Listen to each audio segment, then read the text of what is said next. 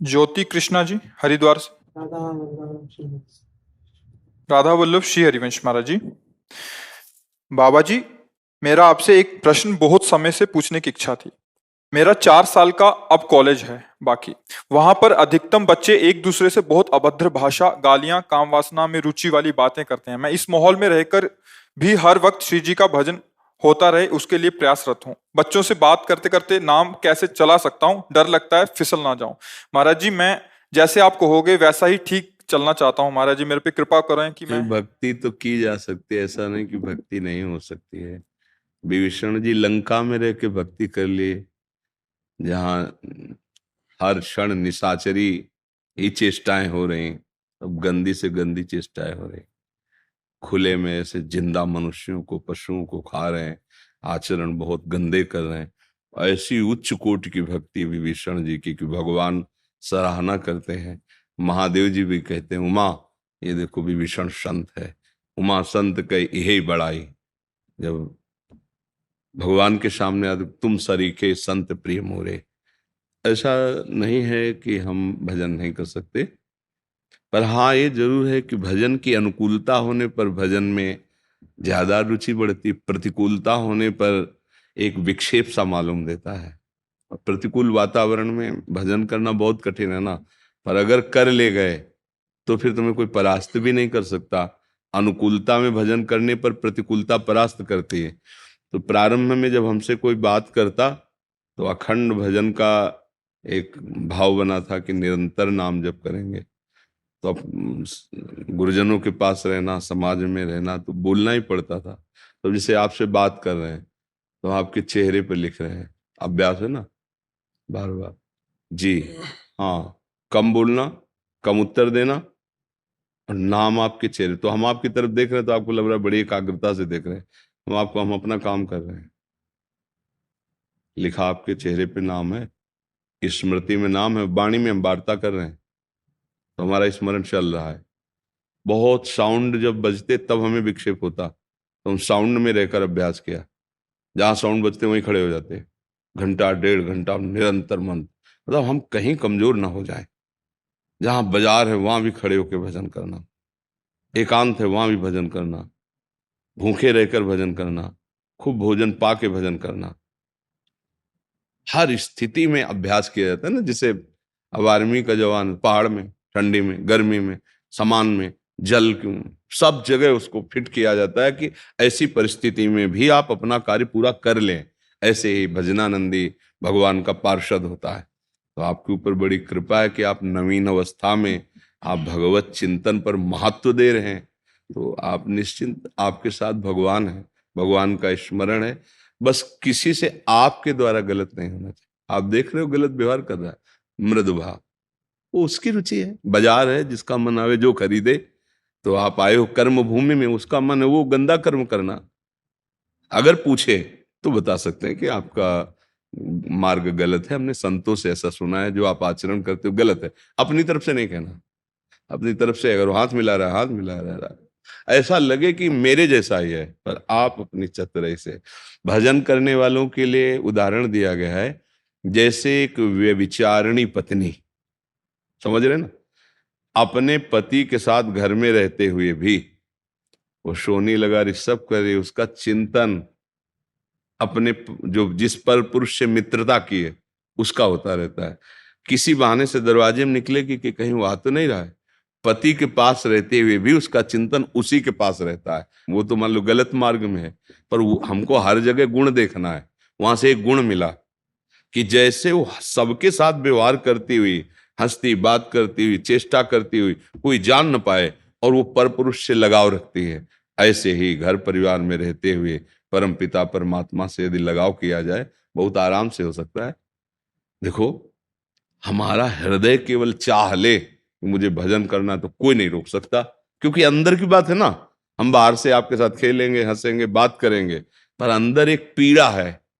प्रभु मिले भजन, तो बार बार चित्त वृत्ति प्रभु, जहां हमारा लगाव होता है वही हमारी चित्त वृत्ति जाती है।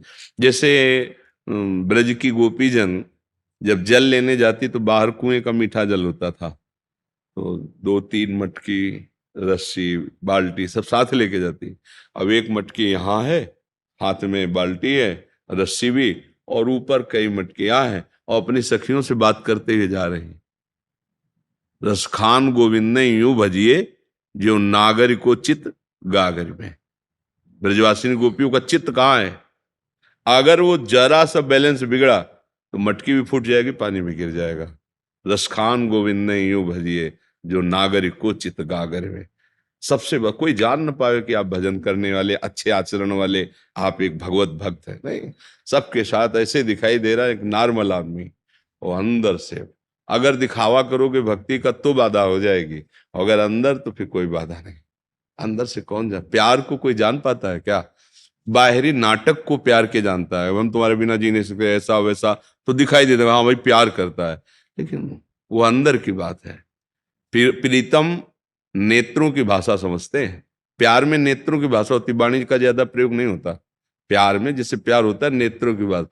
एक बार भर नेत्र देख लिया, वो इतने में जी जाएगा अपने प्यारे को। कामी की बात नहीं कह रहे, प्यार में एक बार भर नेत्र देखने की चाह होती है, उसको सुख प्रदान करने की। कैसे हम आचरण करें, कैसा हम भाव करें जिससे हमारा प्यारा सुखी हो जाए। तो हमारे प्यारे हैं प्रभु, तो हमको बड़े ध्यान, और हमारे नेत्र जहां भी जाएं अपने प्रभु को, क्योंकि सब मंदिर उसी के हैं, ये सब मंदिर है, सब में बसा हुआ भगवान है। बढ़िया। अब वो खेल कैसा कर रहे हैं उनकी मर्जी है, मुझे खेल कैसा करना ये उनका आदेश है। भक्त ऐसे चलता है। भक्त अपने लोग क्या करते हैं, भगवान ने कहा ऐसा नहीं करना चाहिए तो हम सबको सुधारेंगे, वो खुद बर्बाद हो जाता है, सुधर नहीं पाता है। आप सुधरो, आप भगवत, तो उनको क्या देखे, वो लीला है उनकी, तमोगुणी रजोगुणी लीला है उनकी हो रही है, हमारे ही प्रभु की है। अंदर से भावना करनी, पर ये भावना जल्दी नहीं होती, पवित्र हृदय में होती है। और बिना इस भावना के इतने बड़े जंजाल है ना, फंस जाओगे। भला कहीं ऐसा होता है, भला कहीं ऐसा होता, अरे वो कर तुम अकर तुम अन्यथा कर तुम, अपने आप से अपने आप में खेल रहा है, तो हमें चलना है तो बहुत अच्छा है। पर उसमें ये नहीं कि हम भजन नहीं कर सकते, हम खुद अभ्यास की बात कह रहे हैं। हम जिसे देख रहे हैं उसमें नाम लिख रहे हैं, बात कर रहे हैं, और भाव है मेरे प्रभु मेरे सामने। खत्म क्या, हमारा चिंतन चल रहा, हमारा हृदय का चिंतन सुधरना चाहिए, और वो कहीं नहीं बिगड़ सकता, कहीं नहीं बिगड़ सकता। आपको इत्र लेने जाना है मान लो श्री जी के लिए, तो आप पूरी बाजार में घुसते चले जाएंगे, कहीं कुछ बिक रहा है, कहीं कुछ बिक रहा है, आपको किसी से कोई परेशानी नहीं है। आप सीधे इत्र की दुकान में जाके इत्र लेंगे, चले आएंगे। अब ये थोड़ी कि आप सब बाजार हटा दी जाए, केवल इत्र की ही रखी जाए, ऐसा नहीं हो सकता है। सबकी पसंद है, कोई मिठाई खरीद रहा है, कोई वस्त्र खरीद रहा है, आप इत्र लेने जा रहे हैं श्री जी के, तो आपके दिमाग में इत्र और लक्ष्य इत्र की दुकान, तो पूरी बाजार चीर कर चले जाएंगे, आपको कोई विक्षेप नहीं। समझ रहे ना, ऐसे ही संसार में रहा जाता है। हमारा लक्ष्य है भगवान का दर्शन, भगवान का भजन, भगवान की प्राप्ति। अब पूरे संसार में आप डोलो, उसी का सारा ये बाजार लगा हुआ है। आपको क्या लेना है, हमको जो लेना है बस हमको वही, मतलब नाम लेना है और रूप दर्शन करना है, और जितना बन सके सबको सम्मान देना है, अनुकूलता देने। वो भले पापाचरण करने वाला वो जानेगा, हमारे सामने है राधे। हमारी मंद मुस्कान, हमारा प्रेम भरा व्यवहार उसको परिवर्तित करेगा।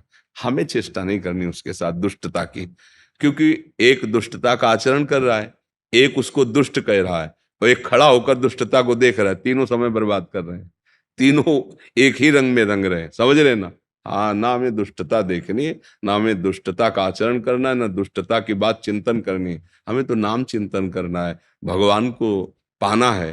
तो इस भाव से चला जाए। अध्यात्म अलग उल्टा मार्ग संसार से, संसार के मार्ग का अगर आप अनुसरण करेंगे तो लड़ाई झगड़ा ही होता रहेगा। तो अब वो तो गंदी बात करता था, आप अपने हृदय को गंदा कर रहे हैं। इसलिए बहुत चतुराई की जरूरत है, बहुत चतुराई की जरूरत है। विवेकवान वही है जो अपने को बचा के निकल जाए, कोई उसे पकड़ ना पावे। समझ रहे ना जी। हमें बहुत अच्छा लगा भाई, जैसे आप नई नई अवस्था के बच्चे ऐसे चलते हो ना तो हृदय में शीतलता होती। नहीं आजकल जलन बढ़ रही है कि गंदे गंदे आचरण, गंदे गंदे नशा नई अवस्था के बच्चे करते हैं, तो लगता है जब ये हमारी नई पीढ़ी है हमारे भारत की, यही जब बिगड़ जाएगी तो फिर आगे होगा क्या? न शास्त्र को कोई मानेगा, न संतों को मानेगा, न धर्म को जानेगा, तो पतन ही पतन है। जब सही मार्ग नहीं तो भटकना ही भटकना है। जैसे आप सब नए बच्चे उत्साहित होते हैं तो लगता है हमारा जीवन सार्थक है, कि अगर आप लोग हो तो आपकी संतानें, आपका परिवार, आपकी समाज, जब आप धर्म व्यवस्थित रहेंगे ना, तो फिर वैसी व्यवस्था बनती है।